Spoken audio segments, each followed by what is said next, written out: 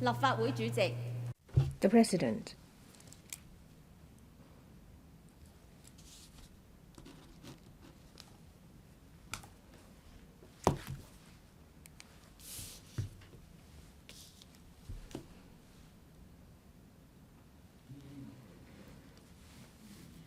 We'll resume the second reading debate on the Appropriation Bill 2020. Members who would like to speak, please press the Request to Speak button.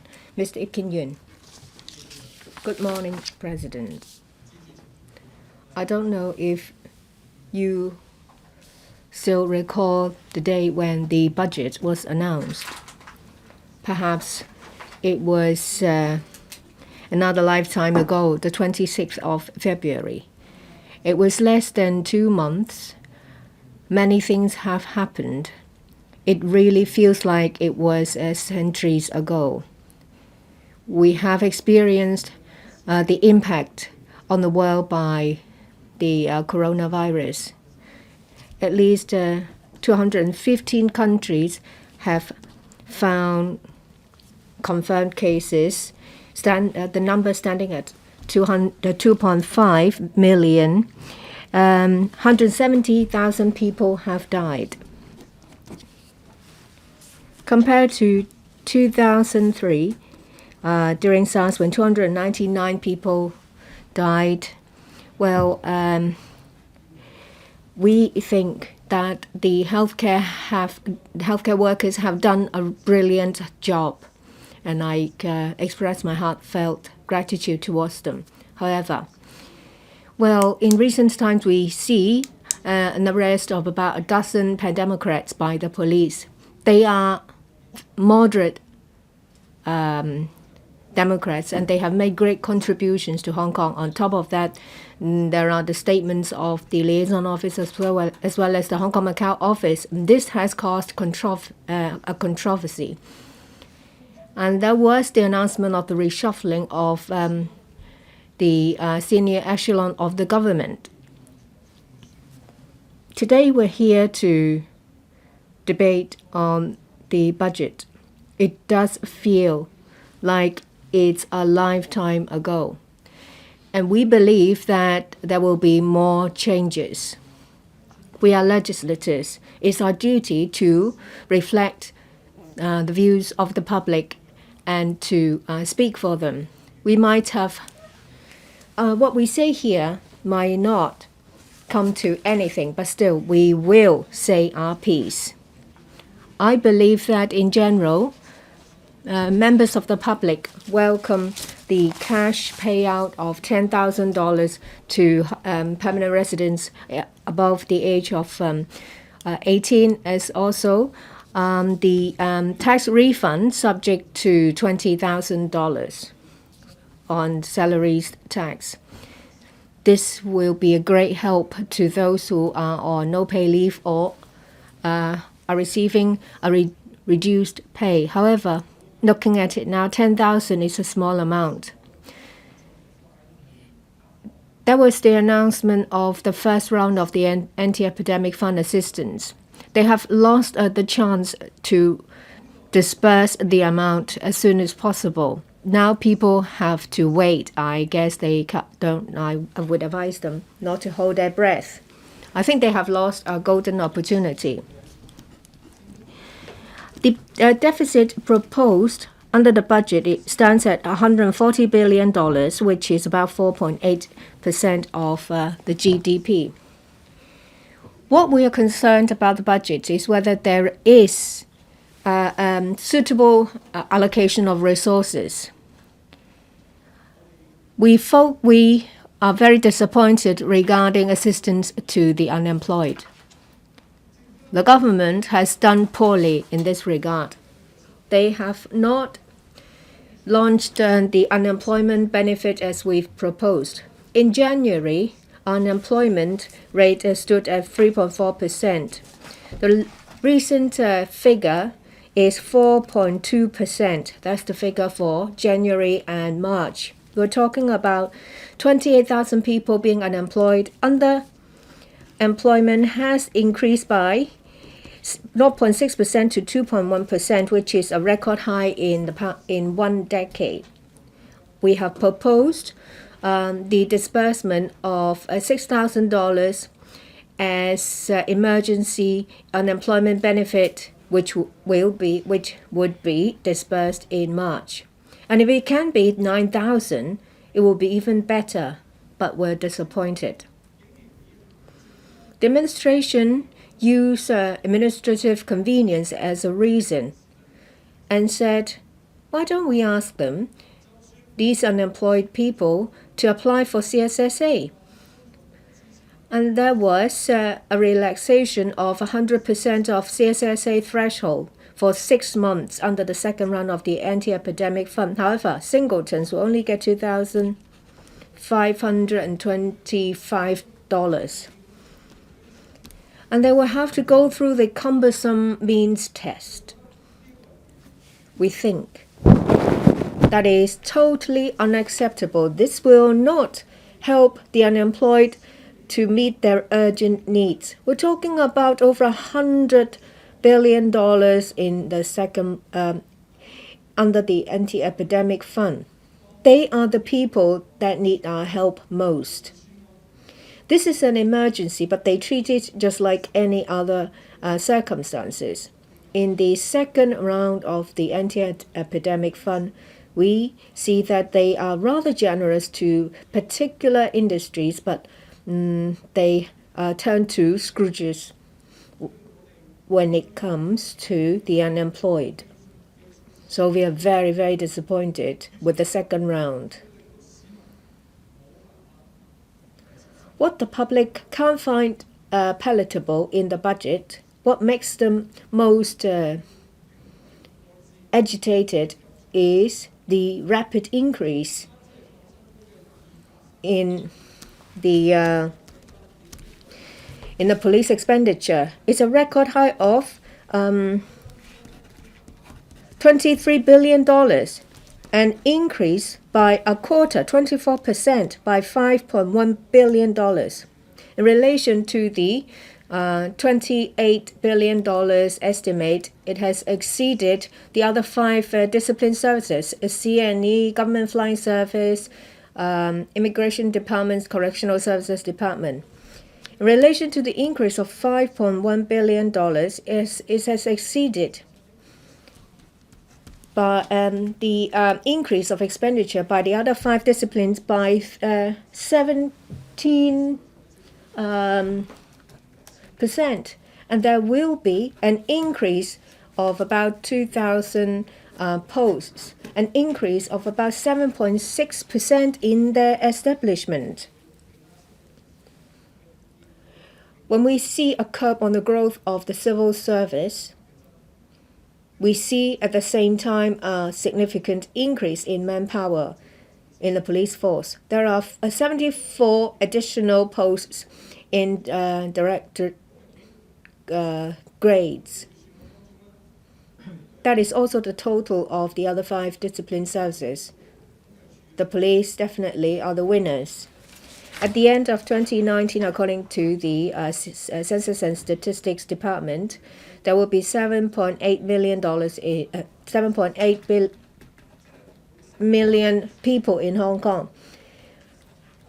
Well, with the increase of police officers to 35,790, that means there will be 477 police officers every 100,000 people, which is the highest in the world. The strength of the police and their equipment have been taken to a new level high. How do you expect that could in any way address the serious police-public conflict? We have to deal with the problem at its source. The source is that the public have a voice, they have something to say, but the administration don't want to hear that. They only use the police to deal with the public. We find that unacceptable. They increase the establishment of the police, and they increase facilities and equipment for the police. This will only aggravate the situation. The public have been criticizing the administration for siding and harboring the police, which is a force that engage in brutality. Instead of trying to rein them in, they give them more people and give them more equipment. It's just like adding oil to fire. It shows from the budget the stance of the administration. This stance will plunge Hong Kong further into a deadlock. Still, the administration hasn't reflected on this. How can people have more confidence with the government? It will be more difficult for the government to govern. I'm a representative of the education sector. I am extremely disappointed with the part of education regarding expenditure, an increase in resources, and new measures. Not only have we not seen any new measures, existing measures have regressed. There are only a handful of new policies. Say, for example, for 2020-21, there will be a continued waiver of examination fees, and there will be short-term internship for postgraduate researchers. I have made a number of suggestions. Say, for example, for pre-primary education, and there should be establishment of a pay scale for kindergarten teachers. There should be improvement of manpower in kindergarten, and there should be more resources devoted to students with educational needs. For primary and secondary schools, the teacher-student ratio should be enhanced. And there should be refurbishment programs of school premises.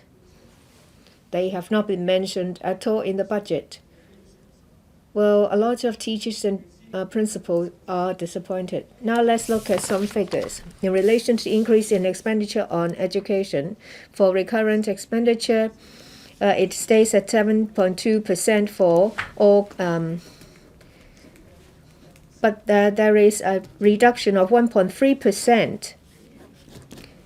And for the total expenditure on education is minus 13.2%, which is the only department that received a reduced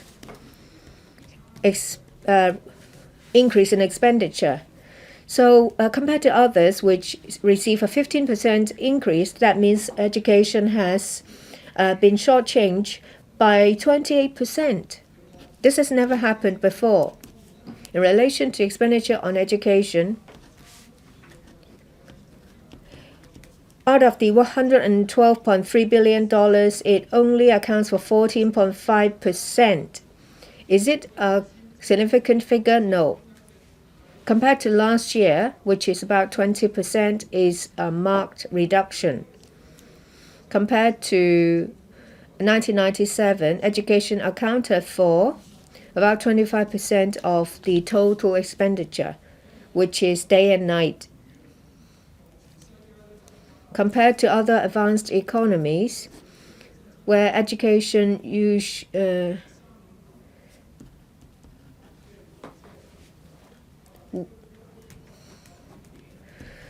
Education accounts for 5% of the GDP, whereas we only devote 3.9% of the GDP on education. There is uneven distribution. That is a problem. At the same time, Paul Chang, the financial secretary, said on a radio program that resources devoted to education and healthcare will be lowered. He said that at this stage, adjustments are needed. We are aware of the risk of economic downturn. There is a need for adjustments. How come? that you need to adjust expenditure on education and healthcare? I would like to hear an answer from the FS. Previously, the administration has withdrawn some funding applications on tertiary educational institutions. Should they be reintroduced and have them endorsed in LegCo? Well, for the budget as well as the 2 rounds of anti-epidemic fund, there are some proposals that are beneficial, but it's far from being able to address the overall problems. And there is serious inadequacies on education. The government should attach importance on education. Please stop now. Mr. Lam Cheuk Ting. Mr. President, when it comes to the budget, many members would speak on an analysis on Hong Kong's economy. Let me summarize their points. From the pro-establishment's point of view, we're under the current epidemic, and the problem is exacerbated by the black-clad incidents. Enterprises in Hong Kong are bearing the brunt, but they never talk about the crux of the matter, and that is the cause of the incident started with Carrie Lam trying to bulldoze through the extradition bill despite our advice, leading to the severe impact on all walks of life now. We're going to oppose the budget as the opposition came from on 3 grounds. First, uneven distribution of resources. The budget is all about allocation of public and social resources. So first of all, Hong Kong is one of the most affluent societies in in the world, but the wealth gap is also one of the widest among the world. Grassroots suffer a lot of hardship, but the administration has refused to set up the universal retirement protection plan, such that this long-standing problem has not ever been tackled. Second, there is also a very uneven distribution of resources to fight the epidemic. In their words, they'd like to keep jobs and help big bosses. For employees, a subsidy will be given at the amount of $9,000 for 6 months. Using employees as a pretext, the government is actually dishing out money to big bosses.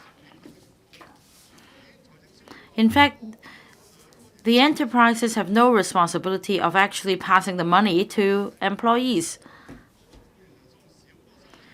Well, they do have a condition imposed, and that is at the time of application, they should make sure that the number of employees remain the same, and that you should not sack any employee.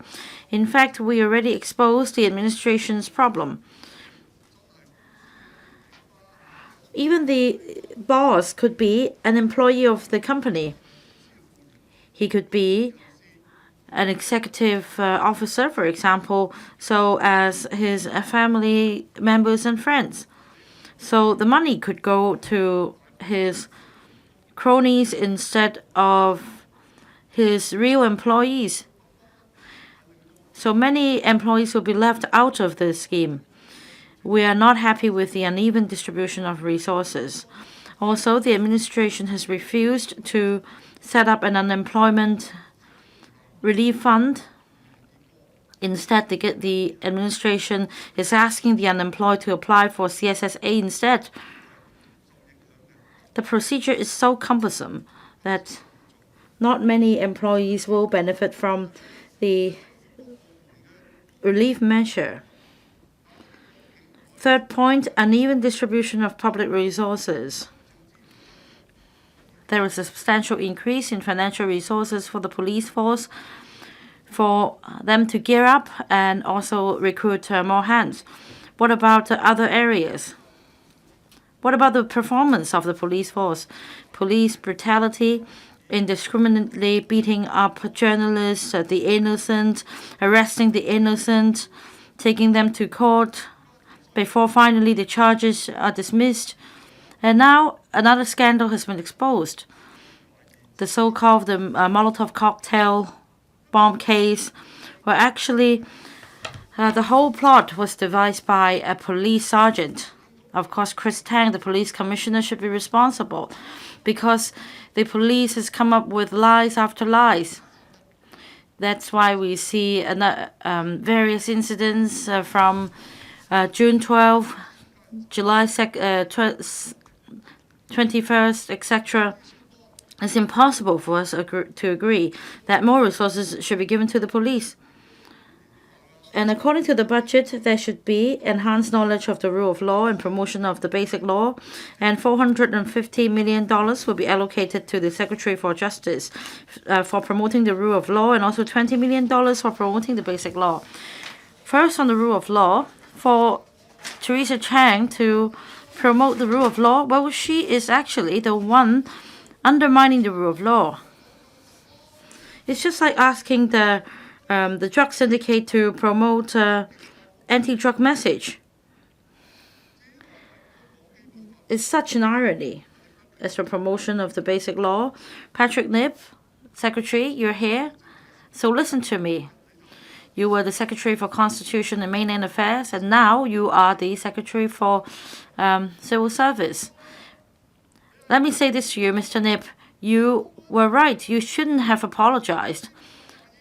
Over the past 2 decades, we had interpreted the Article 22 of the Basic Law correctly, and that no department of the central authorities should interfere with the internal affairs of Hong Kong. And it's in black and white. You, however, backed down and you kowtowed and admitted that you were wrong. But all along, Mr. Jiang Inju and other hefty political figures maintain the same version. So you are not in the wrong. I know how it feels to be wronged. And in fact, the July 21st incident, I was also wronged. Never mind about that. You can continue to be the Secretary for Civil Service, but please don't adopt this kind of thinking and force other civil servants to kowtow with you. Again, on the basic law, the lawyers are experts, and Mrs. Regina Ip is a leader among them all. Now she's acting like a prophet. She said, "Oh, of course, it's wrong. This is outrageous. Why did it take you so long to correct yourself?" Well, Mrs. Ip, you were the Secretary for Security, and you have been in the cabinet for so long, and a electrical member here for so long. And even your Chief Information Officer agreed that Article 22 has been breached. And then she put up an excuse by saying that Mr. Pingston is Australian after all, and he's not familiar with the basic law. So, Mrs. Regina Ip, you should set up another brand. You should name yourself a prophet. And you can actually source some fresh produce, grapes, and then you can just brand your grapes Prophet Ip, so that after eating the grapes, you can tell which article of the Basic Law has been interpreted wrongly. Mrs. Ip yesterday also made some remarks about RTHK, about the misuse of public funds, and about the low popularity rating, the quality of the programs. And she also commented on the head of RTHK, Mr. Leung Ka-wing, for his incompetence, such that when the RTHK English news journalist interviewed the WHO official, she asked whether Taiwan could join the WHO despite the apparent fact that it's not a sovereign state. And she put the blame on Mr. Leung Ka-wing. Well, if somebody from the government or an EXCO member criticizes RTHK for its low popularity rating and that the budget should be cut, why don't you reflect on yourself about the dialogue with the community? What's the hit rate? Mr. Lo Chi Kwong is one example. Just some 80 viewers online. Let's say if I started an online streaming program, even if I didn't say anything, there would be at least 80 viewers waiting. And also, the government allowed free-to-air TV stations such as TVB to cut the airtime of RTHK. But in fact, RTHK still performed very well. For headline news, for example, after it's put on the internet, they have a hit rate of 20 million, and also the other program 36 million. In fact, my family, including my children, watch the headline news on a weekly basis to get a laugh. So I don't think the loyalists should be so arbitrary and biased as to quote such one-sided figures. And you even refuse to approve budget for the new RTHK broadcasting house. So, Mr. President, the budget is supposed to be a tool to resolve social conflicts. As we all know, the biggest conflict now lies with this. That is, ever since the government had tried to bulldoze through the draconian extradition bill, the government has been turning a blind eye to all the requests raised by the public. And when the financial secretary keeps saying that we need to develop the economy, then we need to have social harmony as well. What about the 5 demands? Is the government going to respond to that? Not so far. And Carrie Lam yesterday at noon announced the reshuffling of her cabinet. Several principal officials were removed from office. That's Carrie Lam, Chief Executive, Teresa Chang, Secretary for Justice, and John Lee, Secretary for Security, and also Chris Tang, Police Commissioner. These 4 villains are causing Hong Kong to go down the docks. In fact, they should, if they set up a campaign in Central and invite people to donate $1 for them to be removed, then I'm sure that the fundraising exercise will be very successful. In order to have any success in the governance, you need to face squarely the 5 demands from the public, instead of helping the police to gear up and also allowing the police to persecute the Pandemocrats. Hong Kong people will continue to strive for democracy, and we will safeguard the rule of law in Hong Kong, and we definitely will not act like the SAR government. We will not only do the biddings of the central authorities and just kowtow at will. Dr. Priscilla Leung, President, every year when I speak on the budget, I would like to compare financial secretaries of over the period. I will say that Donald Chang was good at putting a fight against the speculators, and Mr. John Zhang was said to be a miser, and now Mr. Paul Chan is the FS, where you have to fight the recession. I have to tell Mr. Paul Chan that you are fighting an uphill battle. You also have to be very vigilant and smart. You should learn from the experiences of previous financial secretaries to help Hong Kong fight this battle. If we are to fight a successful battle against the epidemic, we'll have to stand together. We have external and internal threats. In 2019, we already said that there will be a Typhoon Mangkhut style disaster.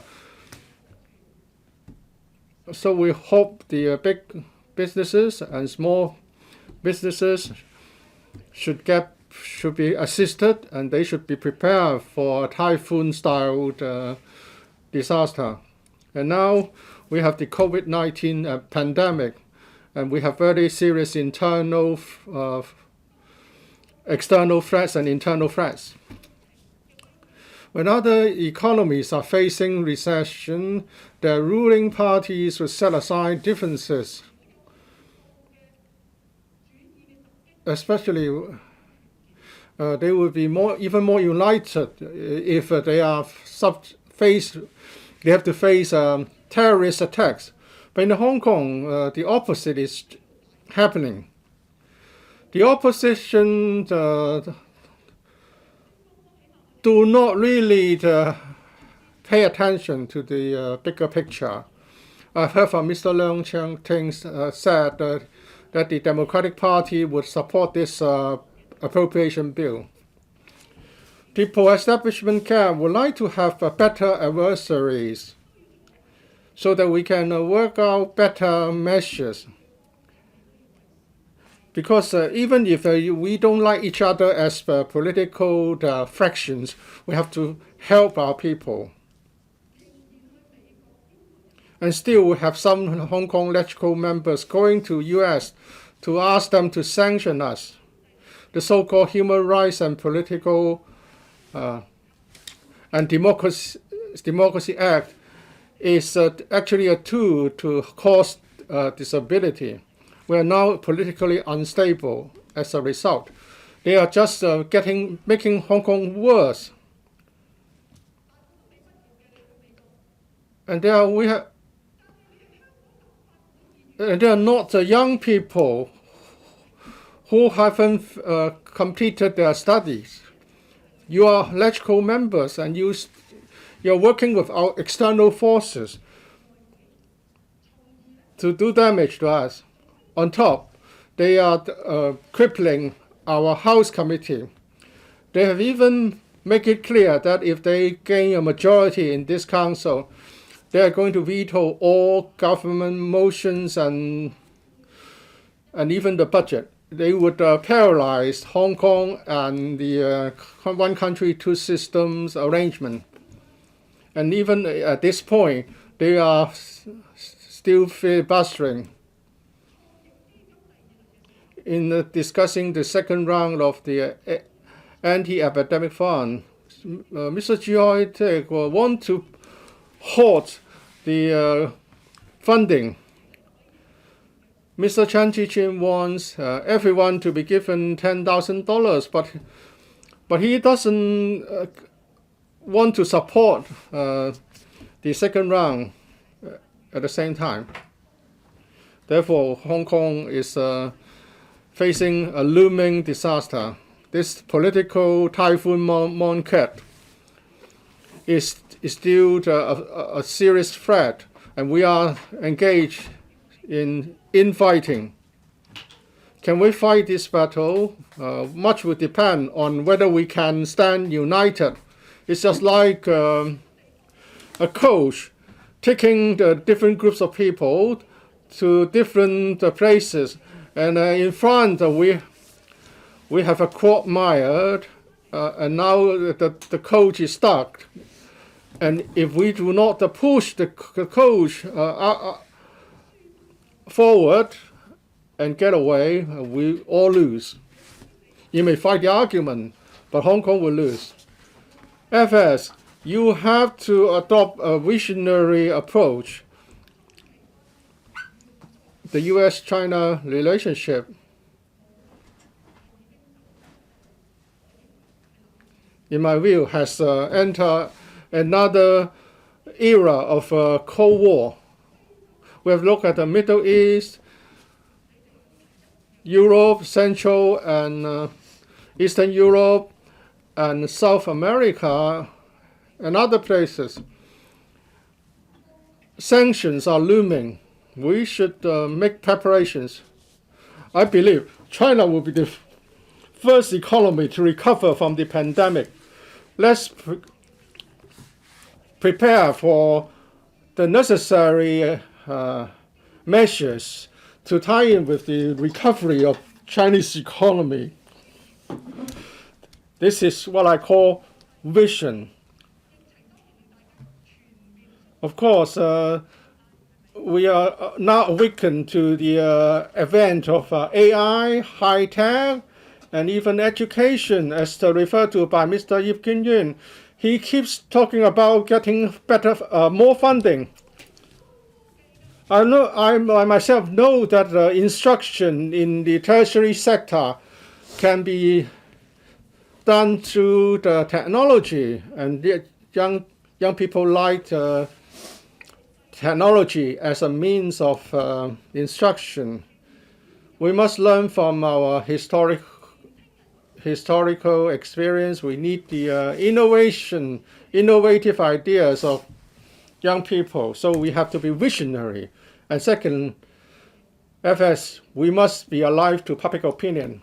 I've made proposal to you time and again to give a cash handout.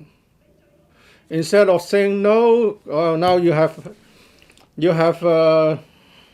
accepted this, and now your popularity ratings is 42 points, the highest in your term. And we are saying that a lot of people can expect to live to 120 years, and South Korea and other countries are providing better services to the elderly. The COVID-19 infection affects the elderly population most, but I believe all of these will pass someday. So you should be visionary. You should be alive to the opinion. Please come up with a unemployment assistance scheme. We don't want these people to be on CSSA. They want to change jobs. They want to upgrade themselves and remain employed. We are talking about some of them being senior people in corporations. Now they are unemployed. I receive messages from some friends. They want to be useful members of this community. They don't want to be put on CSSA. FS, like you, I will ask the question, where will the money come from? This time, for the very first time, I support the cash handout proposal. I love Hong Kong. I love China. Well, when you talk about broadening the tax base, I was hesitant. I didn't want to support it. I want a simple tax system, and we have to bear in mind Article 107 and 108 of the Basic Law. Many investors like this, but now we are in a different environment. Therefore, I must be open-minded, and I now agree that we should give people a cash handout because there are many people hit by the hardship. And even livelihood issues have become big problems. Do we have to give a similar handout next year? I certainly hope not. I hope it will not be necessary. We should help people to earn a living instead of giving them money to sustain the livelihood. FS, you should find someone to do something about the so-called yellow economic circle, which I call idiotic economy. Are Hong Kong people that stupid? Those who advocate this are foolish people. They are not qualified to do business. They would deal a serious blow to Hong Kong economy. If they are not foolish, then they are malicious. Professor Zheng Yin-chong, Professor Ho Lok-sang, and Professor Lui Dingming had a discussion with me. We have to maintain the US dollar pair due to the consideration of stability. But with a fiscal reserve of $1 trillion, we have to give some consideration to issuing bonds. Although I hope the epidemic can be overcome. Well, you have distributed $2,600 billion in just one round. So $1 trillion may not give you a lot of mileage. Ho-Luk Chang and Lui Dingming are agreeable to cash handouts.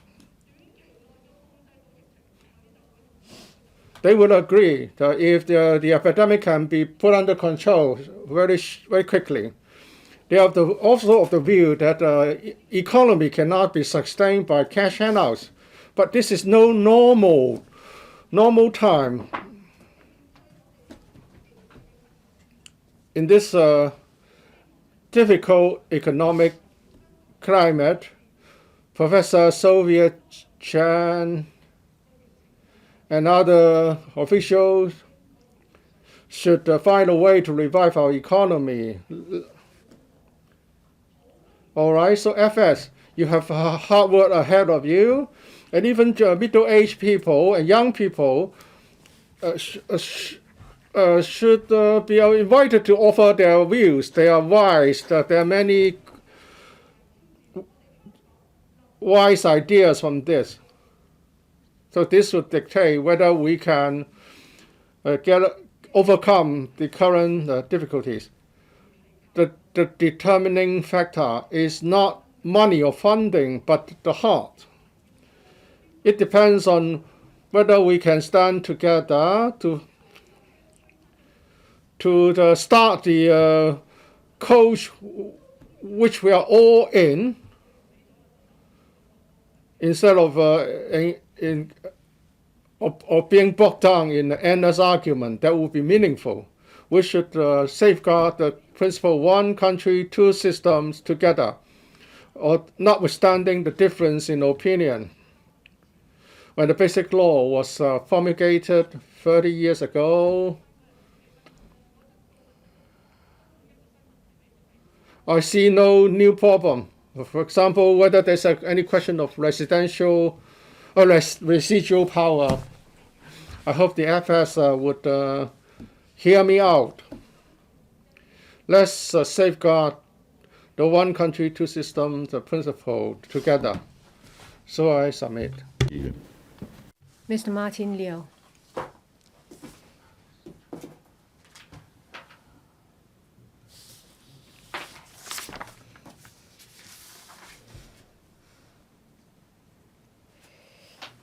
Well, there has been the Sino-US trade war still unfolding. On top of that, there is COVID-19. We are under attack at all sides. Our society as well as our economy, which have been tested continuously, continue to face challenges. There has been a number of rounds of relief measures to help the Hong Kong economy and people's livelihood as they were impacted upon by the social unrest. But now there is a pandemic. Our economy faces a cliff. It's a dark tunnel. No one can see the light at the end. People are scared. The future is uncertain. The budget launches measures of relief measures amounting to about $120 billion. It's more than 4% of our GDP. This is meant as a boost to our economy. On top of that, there are two rounds of measures under the Anti-Epidemic Fund amounting to altogether $290 billion, 10% of our GDP. That is unprecedented. We have not seen any signs of a revival. Last weekend, the Finance Committee, facing the hindrance and obstructions of the Democrats, got the support of all the pro-establishment members and endorsed the $130 billion second round of assistance of anti-epidemic fund. The impact of the pandemic covers all sectors: retail, F&B, aviation. I don't think that in the short term there will be returning visitors. According to the Tourism Commission, for March,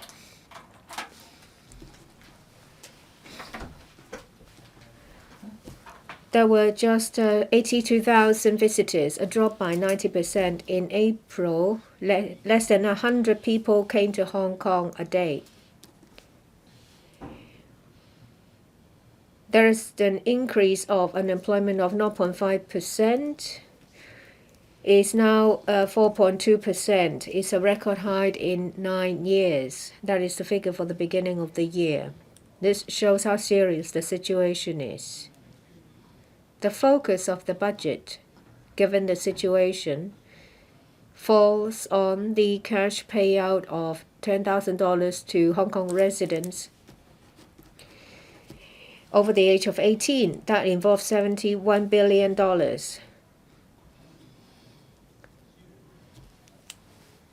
Cash payout aims to boost the economy by encouraging people to consume and spend. But this is only a short-term measure. The FS said that applications will open at the end of June.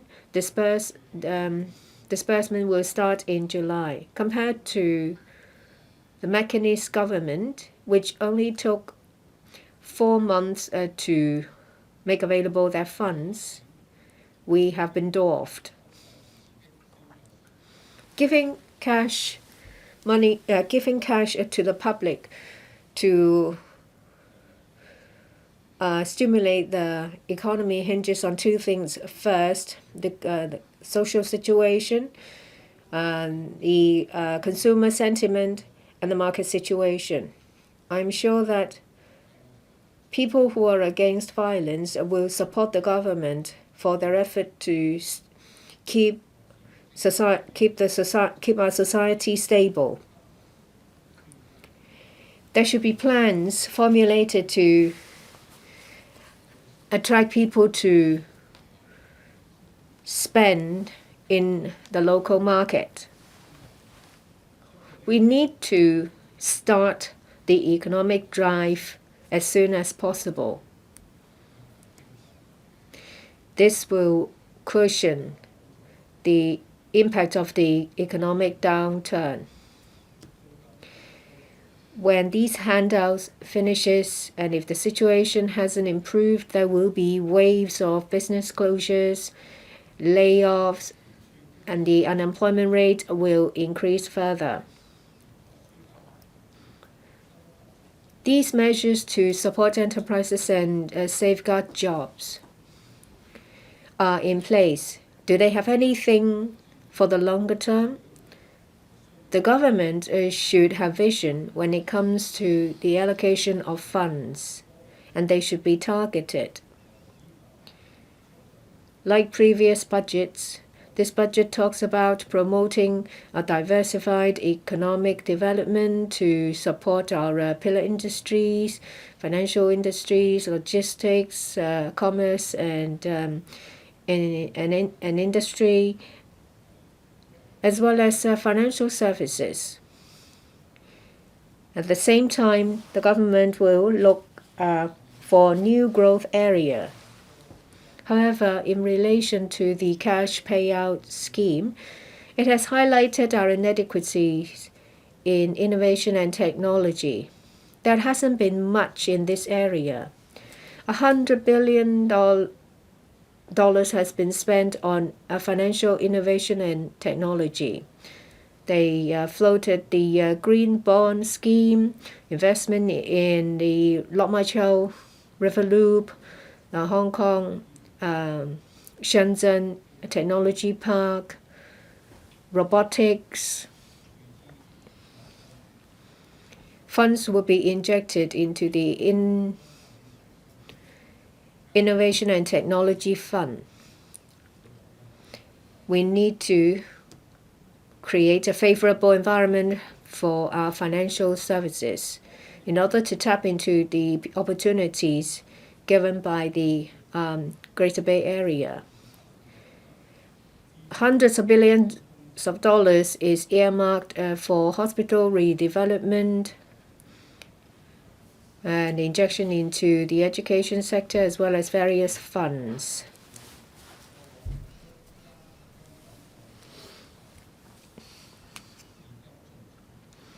Previous measures to promote development in INT is implemented are implemented at a very slow pace. They have received 56 proposals from renowned R&D institutions. The first batch of these institutions will be able to establish their base in Hong Kong. But how many of them will actually come? How many of them are scared off by the pandemic as well as the violence? I've asked questions in panel meetings, but I haven't got any answers. Our INT development lagged behind other economies a very long time ago. If we continue to take it slow, we won't be able to attract overseas institutions and companies as well as talents to come to Hong Kong. The pandemic has hurt our economy and our businesses. SMEs are having a very difficult time. They account for over 98% of local businesses, employing about 1.3 million employees. They are the pillars of our economy. The scale of business of SMEs is small, so they have very low resilience to risks. They are easily affected by change in the economy. After 6 months of social unrest, there is the pandemic. Businesses either close early, shorten their business hours, lay people off, and the worst case is that they will have to close for good. The administration implemented the 100% loan guarantee scheme. The loan period can be as long as 3 years, or you can choose that for the first 6 months you only pay off the interest. I'm sure that this will help SMEs with their cash flow problems. But there has been a survey conducted. It's found that about 15,000 businesses in Hong Kong will close before the end of the year. This accounts for a quarter of the retail outlets in Hong Kong. On Monday, the 20th of April, the Hong Kong Mortgage Corporation started to receive applications for the 100% loan guarantee scheme.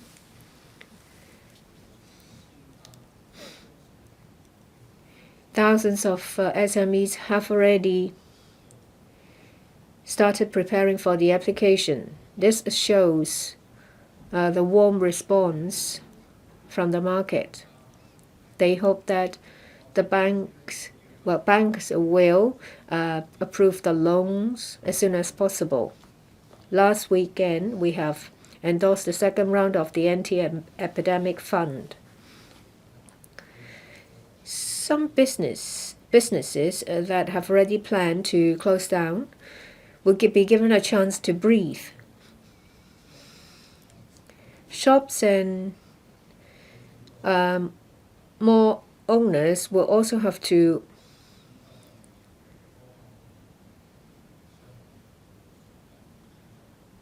shoulder their responsibility and offer to reduce rent.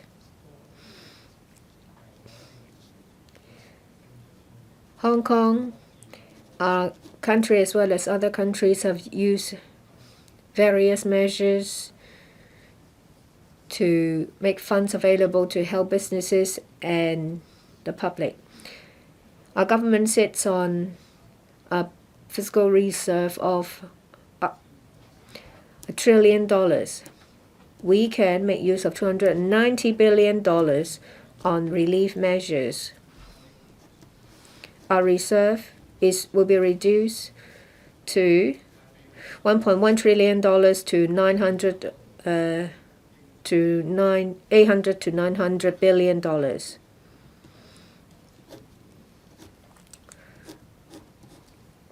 They do need to pay more attention to our future needs and not just look at the problems in front of them.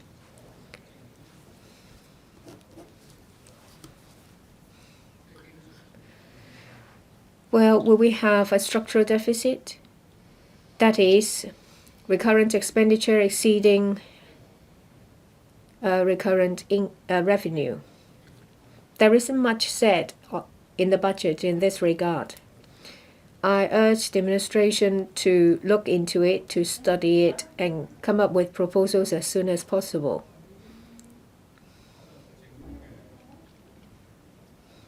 Regarding the financial position of the administration, the beginning of the week, Fitch said that because of the huge expenditure, our credit rating is lowered to AA-.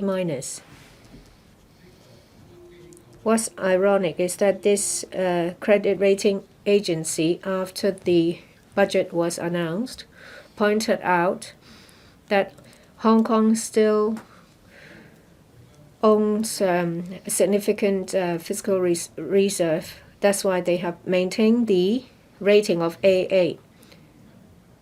In the same breath, they said because of the increase in expenditure as a result of the pandemic, they've decided to lower our credit rating.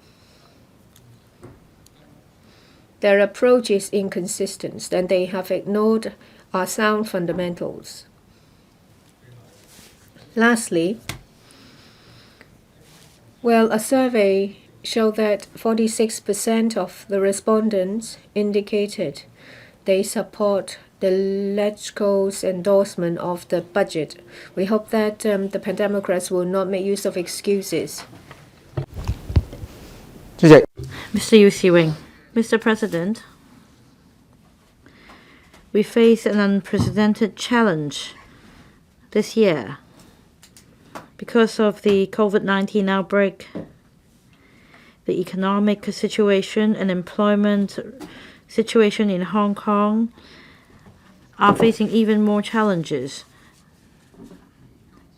And the impact is even more severe than that in SARS, because now COVID-19 is something that the whole world is facing. We have no idea when the economy will revive. It seems there is no light at the end of the tunnel. Not to mention the start of a series of riots since June last year. Both inbound and outbound tourism have been severely impacted. The industry was expecting a revival of their businesses in early this year, but because of COVID-19, this didn't realize, and that in the beginning of this year, there was a closure of border, and many countries issued a red travel alert against Hong Kong, leading to a complete halt of arrivals in Hong Kong. Recently, we only receive several hundred visitors a day. It's really huge drop comparing to hundreds of thousands of visitors we have in the past. And for tourism and retail industry, the practitioners had zero income. Recently, Mr. Eddie Chu said out of the blue that tour guides have been given special treatment. He is totally ignorant about our industry situation. Many tourist guides have received zero income, and the whole industry is completely frozen. I hope Mr. Eddie Chu would have a better understanding of our industry and not to stir up social conflict anymore. Mr. President, the tourism industry provides 270,000 jobs in Hong Kong, but it has a long, very long chain for indirect jobs. The industry produces 800,000 of them.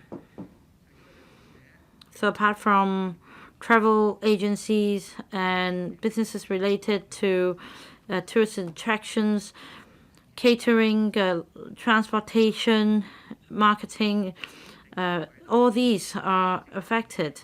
According to government statistics, visitors account for 40% of total sales in the retail industry, with a substantial drop in tourist figures. Many industries are affected. Many practitioners are either laid off or forced to take no-pay leave because of the poor retail performance. We are in economic recession, and this is undeniable. The government have introduced 2 rounds of anti-epidemic fund and set aside over $20 billion with a view to protect jobs and support enterprises. We should acknowledge the government's effort. In particular, for the second round of anti-epidemic fund, it has such an extensive coverage, providing a lot of help to enterprises in Hong Kong. But of course, the crux of the problem lies with uneven distribution of resources.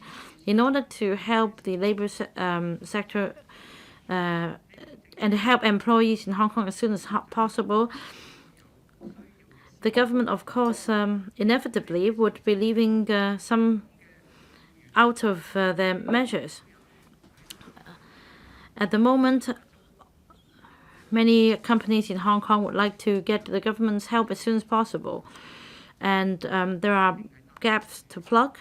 I also advise the financial secretary and the government, but my views had not been heeded. Last Friday, Saturday, at the Finance Committee meeting, as an elected member, I of course would support the endorsement of the second round of anti-epidemic fund so that relief can be provided to the public as soon as possible, which is also the public's aspiration. This is of paramount importance, but the opposition camp at the meeting moved a motion to adjourn the meeting and also collectively voted against the package without regard to people's livelihood. I would appeal to the opposition camp to consider people's interests and not to engage in political mutual destruction anymore. They should do something constructive, including supporting this year's budget. Mr. President, the budget has flexibly deployed resources to help various sectors of our economy. But in terms of rates and tax concessions, basically the measure is similar to previous years. And no extra concessions have been proposed in the recent relief measures. In the face of the recent economic situation in Hong Kong, it is envisaged that most families would suffer some hardship, and the companies have cash flow problems. At the moment, you can apply with the IRD for postponement of tax payment, but then it would take time for the IRD to vet these applications.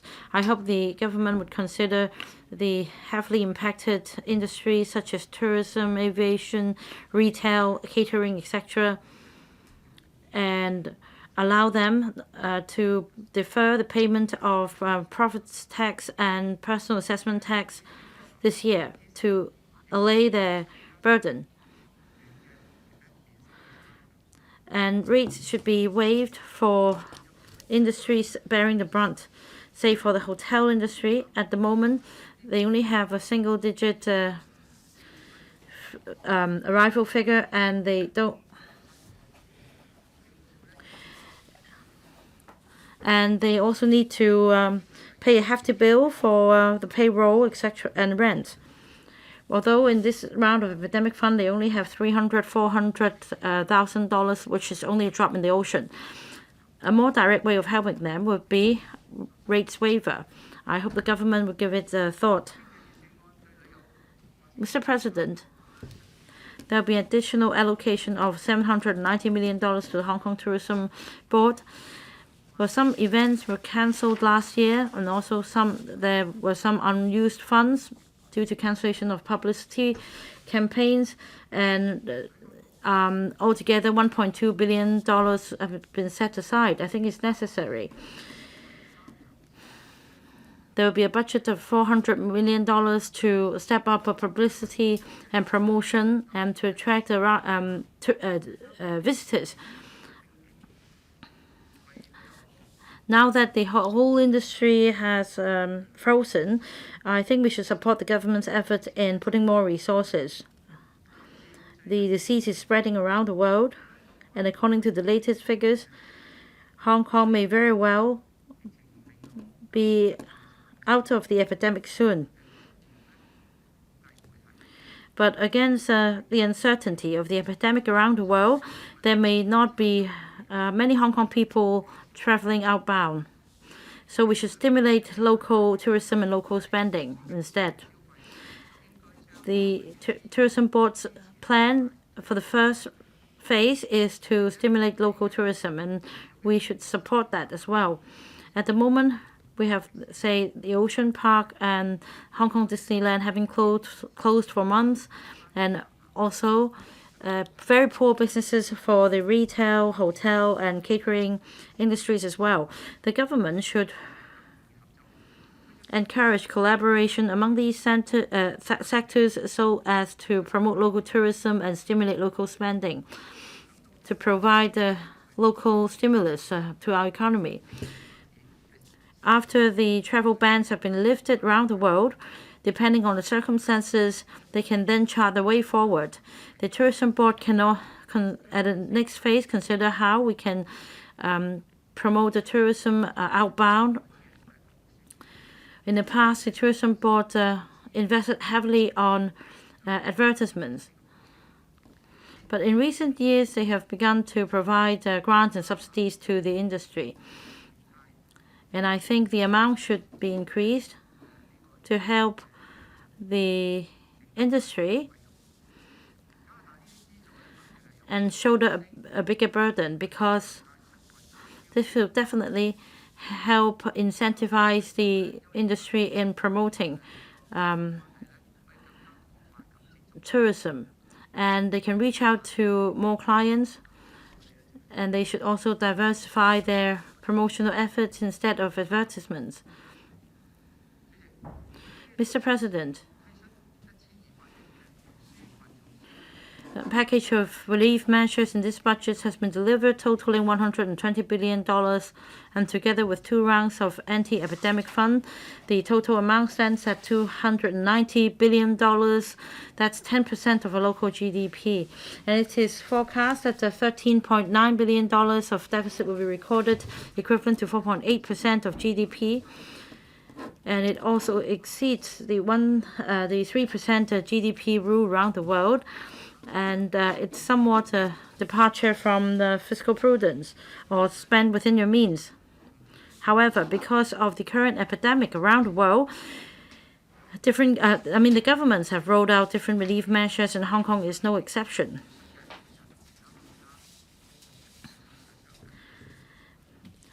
The measures proposed by our government are similar to other countries, and our reserves will drop from $1.1 trillion to around $800 to $900 billion. Our fiscal position is still healthy. However, after rolling out these relief measures, if the epidemic continues and if a 3rd round is required, there could be a justified concern about our fiscal position. The government should now conduct assessment on how we should resume work and school after the epidemic subsides, and on how we should revive the economy. The government should also consider the circumstances under which we can resume cross-border transport with neighboring places, so that without compromising public health, we can gradually resume economic activities. I think this is an aspiration shared by different sectors. Well, Macau is doing a better job than Hong Kong in controlling the epidemic. Hong Kong is following suit closely, so maybe it's time for us to resume our connection. We have had months of social unrest and also the epidemic outbreak. Hong Kong is suffering a lot. We should cherish our home, and yet there are external forces against that. So we should stand united. And only by doing so can we keep our home safe and peaceful. If we continue to have infighting, then even after the epidemic ends, there will continue to be a lot of conflicts. There will be black-clads adopting the we burn, you burn with us mentality, and there will continue to be social unrest. Well, this budget entails a cash handout scheme of $10,000 per person. I hope the opposition camp will not block the budget, because the unemployment rate is record high. All sectors of the economy are affected. The government should enhance the measures to help tide people over. Mr. Hui Chi-fung, thank you, Mr. Leung. Let me state my position clearly. The Democratic Party and I will definitely vote against this appropriation bill.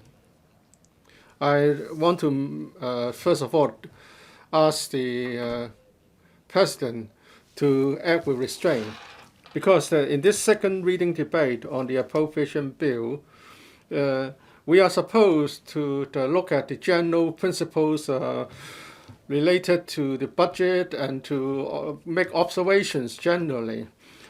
Yesterday, many members have talked about police brutality, the general decline of freedom in Hong Kong, and other political issues. And they then explain why they should not give the money to the government. And you stop them. I hope you would give some leeway to members here, so that we can tell people why, as representative of our people, we don't want to support this budget. Many people are dissatisfied, angry at the rapid decline of freedom, the deterioration of governance. All of these are the results of maladministration with the assistance of the loyalists. If we cannot resolve the problems related to police brutality, we should not give them even the police even $1. We should not give any funding to those officials responsible for this. Because our freedom is declining, not just bit by bit, but rather rapidly now. It's the result of government action. The government wants to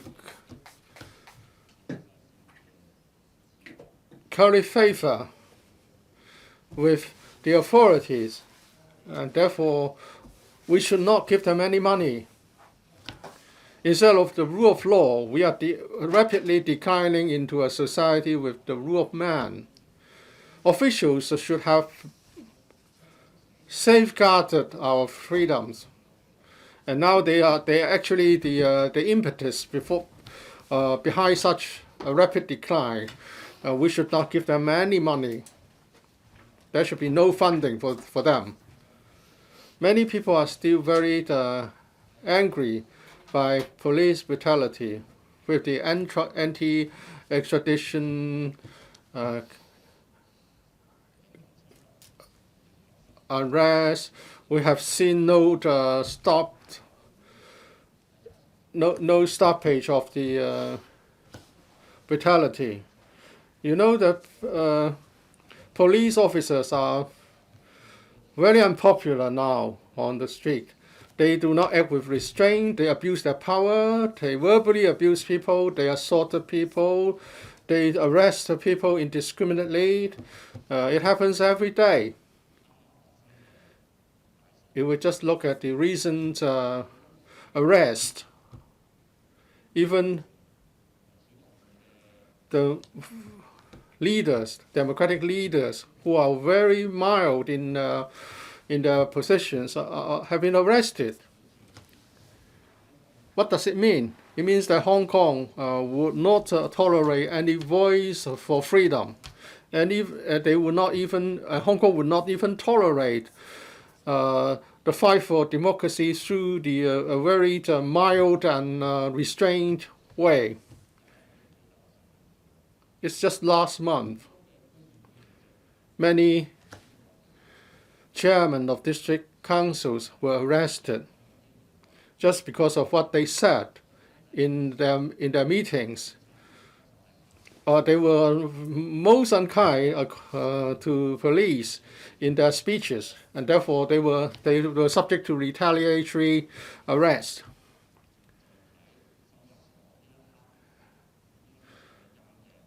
So we must also remember those young people who are now in custody, who are now imprisoned.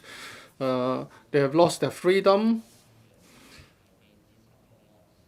And also people are very concerned about the very suspicious suicide cases, people falling off from buildings, and the police say they are all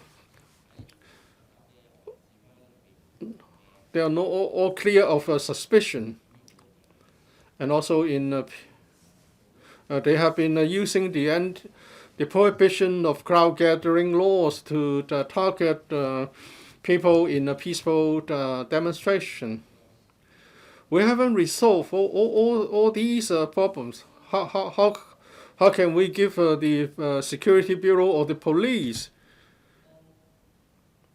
any funding when the Commissioner of Police still talks about the complaint handling mechanism? Well, we are saying that this is unfair. You are having your own people investigating your colleagues. It's not possible to come up with a fair procedure and to ensure fairness. The rapid decline of our freedom is caused by Carrie Lam and her government. We are told that we're told to look at the number of protests and demonstrations last year, and it was said to be an illustration of our level of freedom. But we have to look at the number of protests for which applications have been rejected, and even for lawful demonstrations, they could be halted just minutes after they had started. So how can you say that we still enjoy our basic rights and freedoms? It's a joke. It's a joke not just locally but internationally. In the past, we had this invisible hand of the liaison office interfering with our affairs. And now this hand is very visible. They are manipulating the officials to exercise control over Hong Kong. And they would even interfere in the election of the chairman of our House Committee. And even they would try to interfere if electoral members should or should not support a certain motion on the funding application. Mr. Hui, please return to the subject under the debate. Well, these are all reasons which would determine whether I should give support to the budget. When the Pandams won in the district council elections, well, they won because they could represent the majority of voters. And now district councillors are facing a lot of hindrance imposed by the the district officers, and our livelihood proposals have not been funded because of the hindrance of district office. We couldn't even convene our meetings. Mr. Hui, please return to the subject of the debate. Well, do we have some items for funding the HAB? Really? Are there really items, right, on funding the HAB? If you do not respect the results of the elections, how can we approve funding for you? And what are the criteria for appointing the officials? Well, look at the Director of Immigration. If the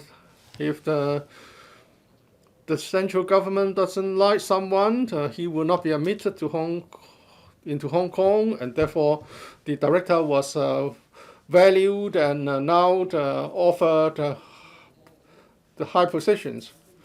And who will be appointed to the government committees and boards? Well, the DAB, who stands to gain in such government appointments. The DAB, which now holds 4% of district council seats. And when we talk about whether Article 22 applies to the liaison office in Hong Kong, over the years we have been saying that the liaison office was not supposed to interfere in our internal affairs. And now that the central authorities have told us that this is not the case, and then the secretary had to offer a hasty apology, and because of that, he is now offered another position as a secretary in a different bureau. Do you not feel ashamed of yourself, Mr. Nip? You have suddenly retracted comments that you've been making over the years. Let me remind you again, Mr. Hui, you have to return to the subject of the debate. I have to warn you too. President, that we are talking about why we should not fund the bureau in question. Please, I have to warn you not to abuse your power and not to try to restrict our speech. Mr. Hui, if a member digresses, as president, I have a duty to remind him. Please explain why I should not support the funding for this Constitutional Mainland Affairs Bureau. I'm talking about the merits of the bill as a whole. Why not? Why shouldn't I do that? Why am I digressing? Please explain. I was saying why we should not provide any funding to these bureaucrats and those bureaus. You have to continue. Okay, act with restraint. I was talking about why we shouldn't approve any funding for the Constitutional and Mainland Affairs Bureau, because they are incompetent and they only follow the instruction of Beijing. They don't have any dignity. They have betrayed professionalism, and still the secretary is given a job. No funding should be provided. In the special FC meetings, I raised a question. I asked questions of Teresa, Chang, and the judiciary administrator on whether the courts of Hong Kong still have the function of acting as a check and balance against the government. They try to lead us down a garden path and beat around the bush, and then Teresa Chang ultimately said that there was no such function on the part of the court. They are not acting as a check and balance against the government.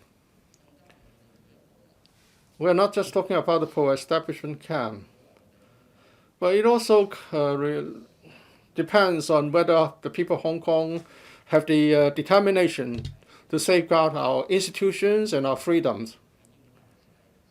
Under the design in this basic law, if we have the separation of powers, if such principles are taboo subjects in this council, and we are reluctant to refer to them, if we don't have the self-consciousness needed to support this, if we support the dictatorial system, and we support the cracking down of people's liberty, then our freedoms would digress. We would regress by leaps and bounds.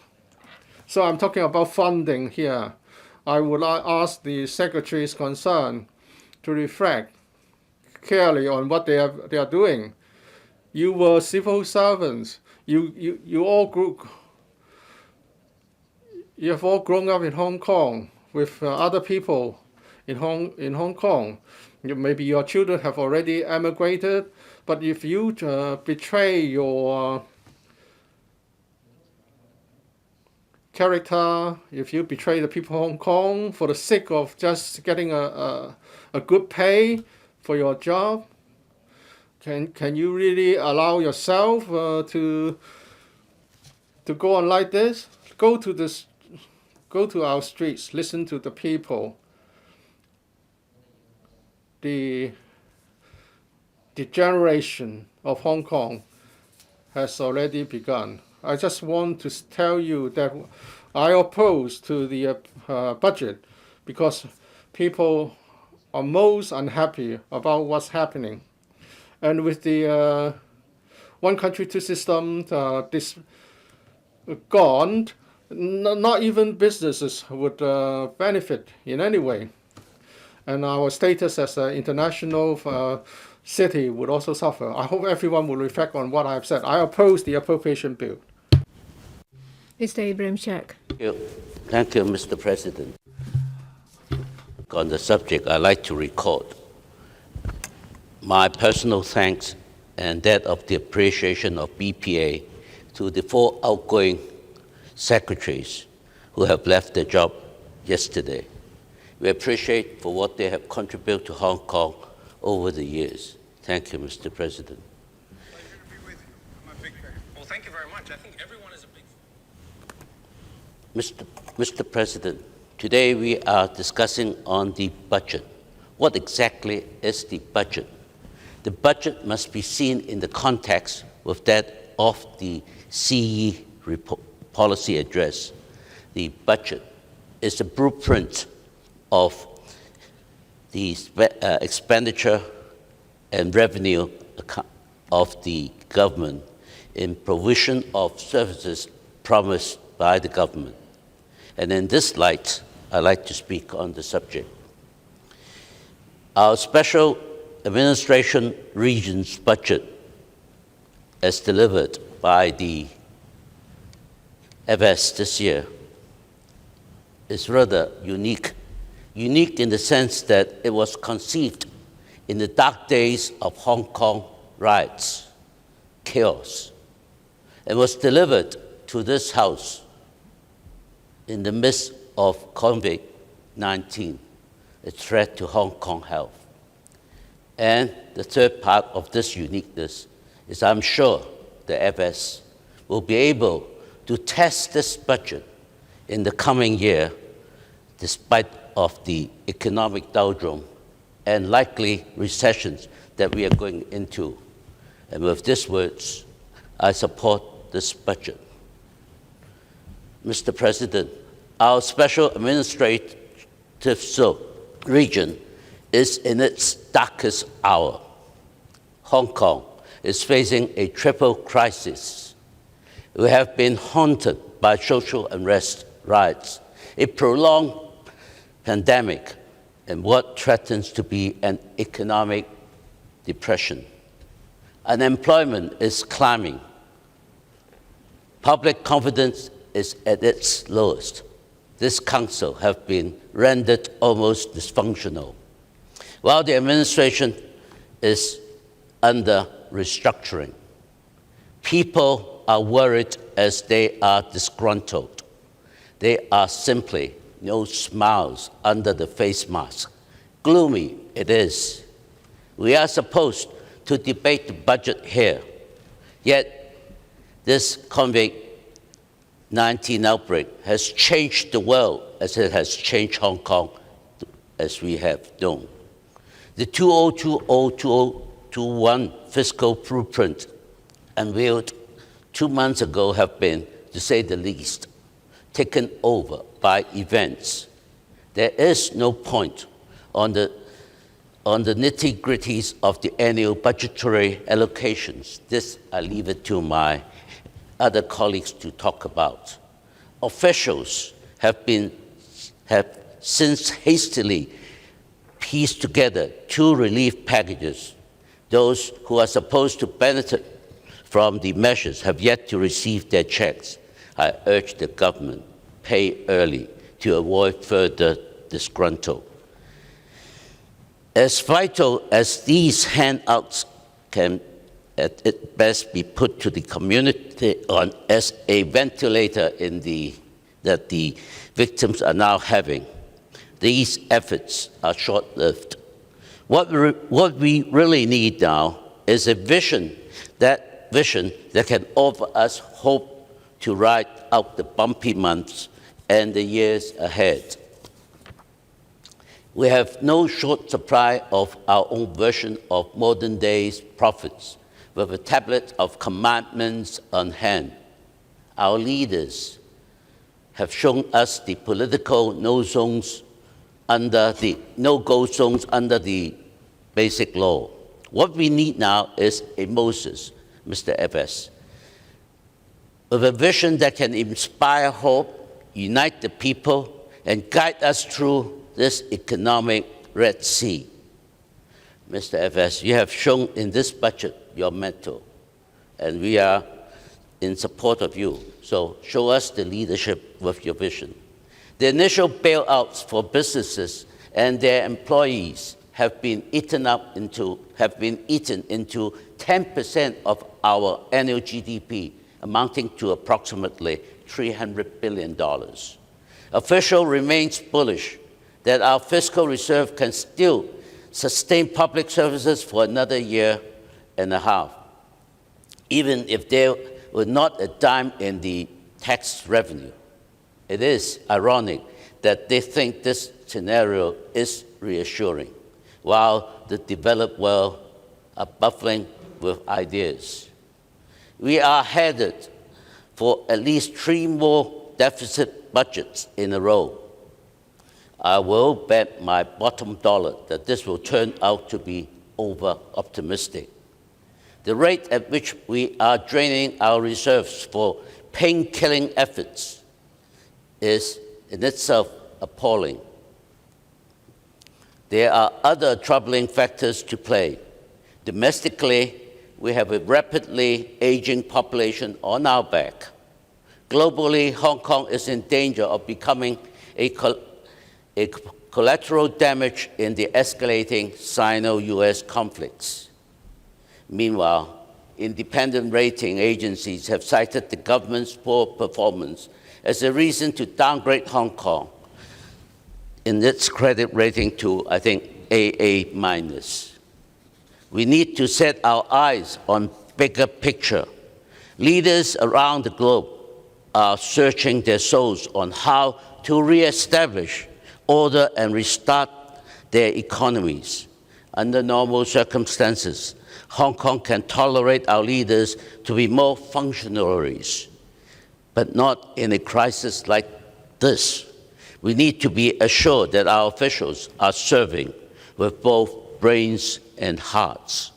As far as I can tell, we have not been doing the same. The government should have assembled an A-team of experts from both within and outside the administration to think ahead. We have to think ahead in terms of wealth creation, Mr. Evans. All we have seen so far is just changing horses in midstream. Honestly, I don't have any panacea in mind.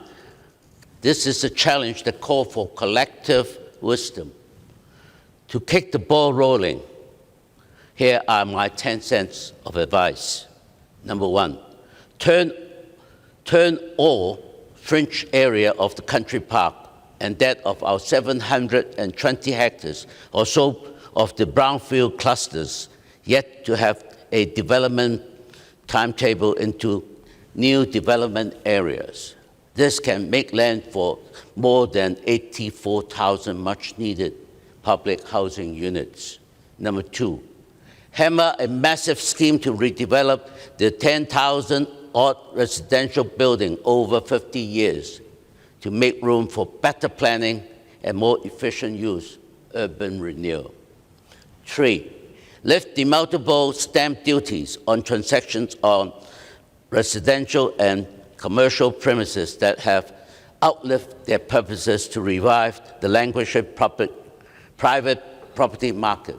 Mr. Evans, I have written to you twice through the public newspaper. I hope that I'm not talking for the benefits of the developers. I'm talking for the benefits of the 1.2 million homeowners who have made their life saving to invest in homes. Don't let them be negative equity owners.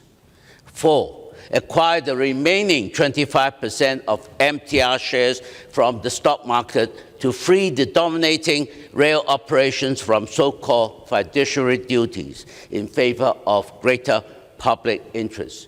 Your recent 20% discount coming in July for 6 months is being appreciated by the 5 million riders going to benefit from this. Thank you. Number 5, resurrect the realignment plan for the Three Cross Harbour Tunnel without raising existing toll to ease traffic congestions, then we have better efficiency before the Western Harbour Crossing franchise expired in August 2023. Number 6, commit Hong Kong to zero road emission and other environmental targets, say it takes a decade to boost trade and technology in clean energy. This is the world going into for this type of clean energy. Number 7, commission a cluster of care homes in Greater Bay Area to give the 41,000 odd senior citizens on waiting list for a fast-track option. Last year, Mr. FS, you are a kind-hearted person. 7,045 in the queue ended up in the cemetery instead of care attention home. This is something, a shame for Hong Kong.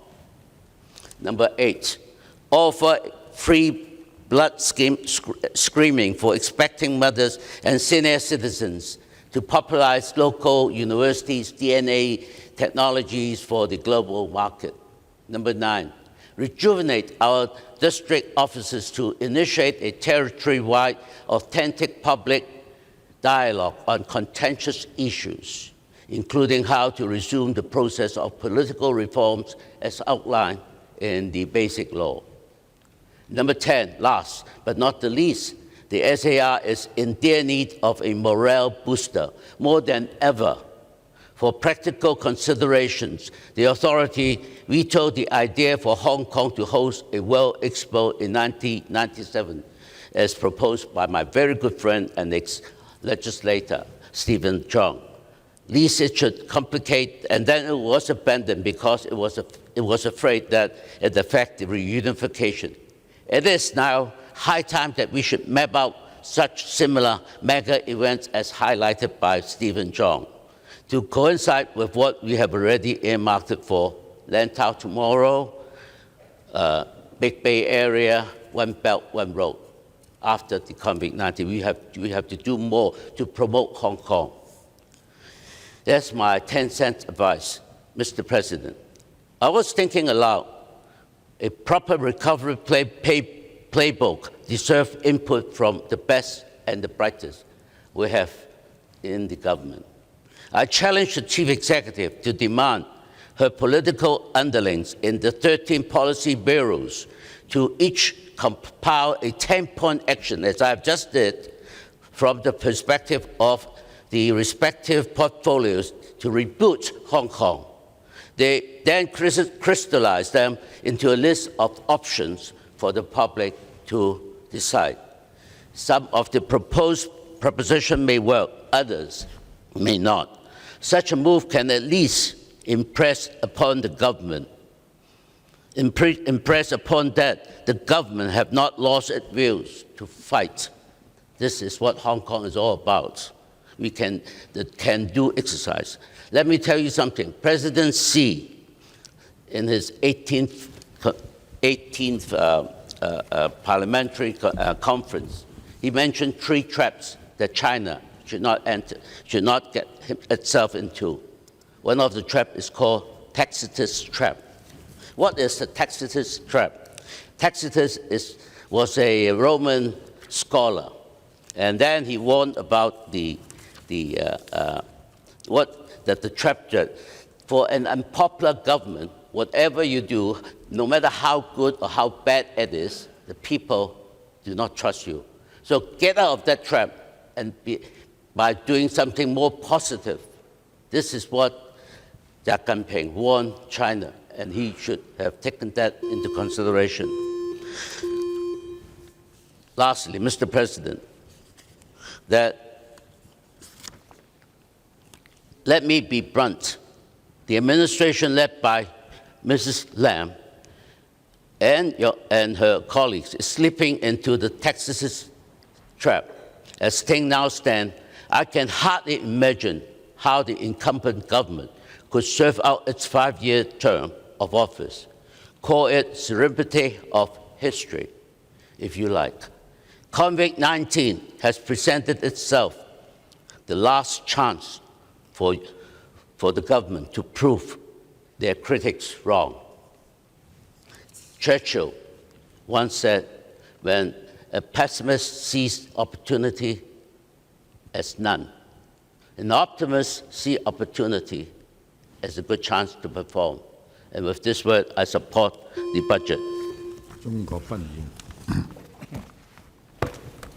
Mr. Felix Chong. Thank you, Mr. President. Mr. President, for years, we have recorded surplus in our budgets, at least in the past decade. So we managed to save up. Of course, when we need to save for rainy days, and when the rainy day finally comes, it's time for the government to open the floodgates and dish out sweeteners. And I'm happy to learn that the government has heeded the views of the public and will not be a Scrooge. Now for budget 2020-2021, the Financial Secretary forecasts a revenue of $257 billion. However, this is just an estimate prepared under normal circumstances. And if we take a look at what is happening now, I believe that some of the revenues will not be collected, especially for some particular industries. Their income has dropped by 50–60%. And if it is the government's forecast that $202 billion will come from profits tax, etc., I don't believe this will hold water, especially against the economic situation now. For the first and second quarter, I don't think there'll be any significant improvement. So is the estimate feasible? And there will also be an estimate of $100 billion revenue from land sale. I wonder, against the current backdrop, whether the bidders will submit a very attractive bid. So in terms of land sale revenue and revenue from profits tax, altogether some $300 billion revenue, I think the real revenue will be a departure from the estimates. Not to mention, in the past years, this new government has always advocated a new fiscal philosophy. That means dishing out money, which may not be bad, especially when you invest in healthcare and education. In the coming years, the expenditure will increase to $270 billion. Up by 50% is such a significant spike. Of course, under normal circumstances, when we could strike a balance between income and expenditure, then that's perfectly fine. If you earn more, it's all right that you spend more. However, if we can't see any significant stream of income in the next few years, this could be a major problem. So my advice for the government is to rein in your expenses starting from now. We need to help the needy, of course.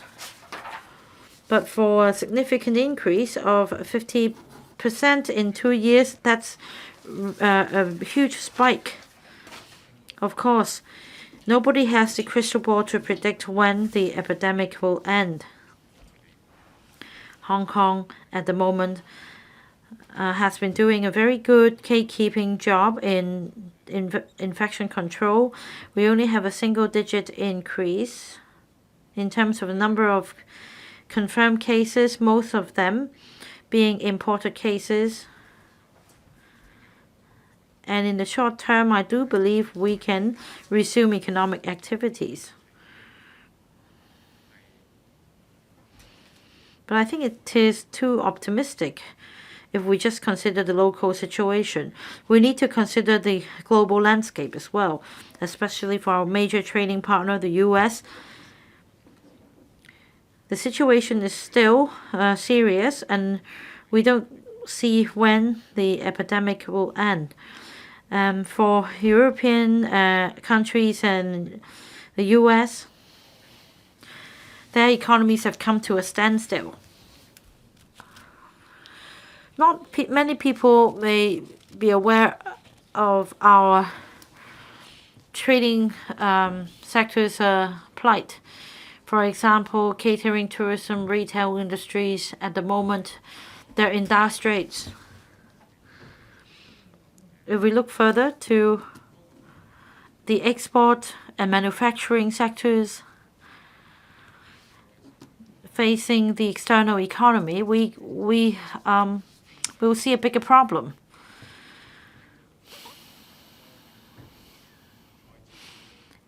If the rest of the world doesn't have a reboot of the economies as soon as possible, Hong Kong will be affected as well. One of the four pillar industries in Hong Kong is import-export. If we just single out one pillar, it seems all right. But import and export will also have a significant impact on our financial system as well because of the loan activities involved, and not to mention logistics industry. If we don't have the trading of goods, the logistics sector will not get businesses. Well, in fact, the business has dropped by 90% because the export trade has also seen a drop in 90% of the businesses. Professional services as well. Professional services also rely heavily on export, import, and also financial services. If these two sectors suffer, professional services suffer as well. So I would say that these four pillar industries are actually suffering even more than local businesses such as catering and retail sectors. FSU should take note of this issue as well. Even listed companies face a lot of headwinds. For example, multinational corporations may have an asset of over $10 billion. And even those mega companies with a lot of activities are under the water. For example, we may have a company having a business volume of 8 billion Hong Kong dollars because of the Western economies coming to a standstill. Their businesses have stalled. They may not have the sufficient cash flow to ride out the storm. So even listed companies are in a plight. That is why we should relax the financing guarantee scheme to cover listed companies as well. Well, I mentioned many times the requirements imposed by the Hong Kong Monetary Authority on cash flow, on repayment capabilities. I've said many times that these criteria should be relaxed under the current situation.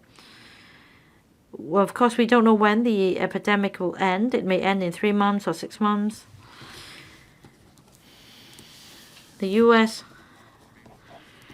Has put in the relief measures of $30 million, and also G20, $500 billion. By then, there will be trillions of dollars, $8 to $10 trillion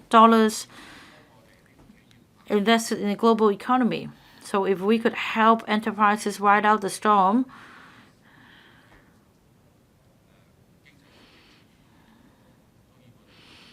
the economic outlook may improve. However, we shouldn't expect an instant rebound like what we had during SARS. I still believe our economy will revive. But at the moment, we also see other problems. For example, subsidy of 50% of the employee's payroll, subject to a $9,000 ceiling. Well, it's a good deed, but it also sparked a lot of controversies. FS, let me give you this example. Many owners' corporations have started discussions with property management companies. For example, if the company applies for the relief, to whom should the money go? Owners' corporation pay management fees to the property management companies, and the income of cleaners, security guards won't be affected as they are on the payroll. At the same time, the company is also eligible for the $9,000 subsidy for their employees. So if they apply under the fund, of course the money should go to employees. At the same time, the owners' corporation continues to pay management fees. So to whom should the surplus go? And against this background, some owner corporations have begun to ask for a cut in the management fees, or that they should work out an arrangement on who should take the government subsidy. Well, Dr. Chi Kwong said that we can't plug all gaps, and it is important to disperse the necessary relief as quickly as possible.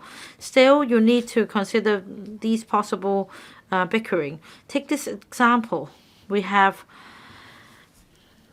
tens of thousands of owners' corporations paying the management fees in full, and yet the property management companies are also eligible for government subsidy, and there is a conflict here.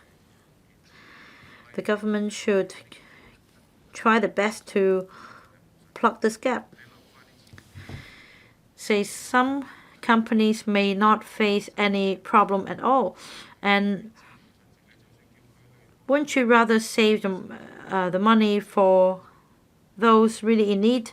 Say, if you ask people to turn to CSSA, they may not know how to apply for that. And for employees over the age of 65 without an MPF account, again, many members already pointed out this loophole. Finally, can we to some extent help local enterprises a bit more? For example, government procurement. Can we give priority to local products, local service? For example, we have fabric distributors in Chengsha, and perhaps you should give them priority in procuring fabrics for the government. And there is also another upcoming issue regarding oil prices. We know that the global oil prices have dropped to a negative figure. The seller has to pay the buyer for oil. Why is it that for petrol stations they're still selling petrol at the $16 something? This is a big problem. The government should get an understanding of the matter. The Competition Commission and also Environment Bureau should look into the matter, because this affects enterprises, especially in the transportation sector. The pricing should be $10, if not lower. Why is it still maintained at $16? It affects the cost of these businesses. The government should intervene. Finally, if we have a third round of the Epidemic Fund, we have already proposed consumption coupons or vouchers. If another round is possible, use vouchers. We now have a new bureau chief for the Innovation and Technology Bureau. We have PayPal, Alipay, WeChat. We have smart technologies. I don't think it would be difficult to use smart consumption vouchers. So against this the economic downturn, I hope more can be done to help us. Meeting will be suspended until 11:30.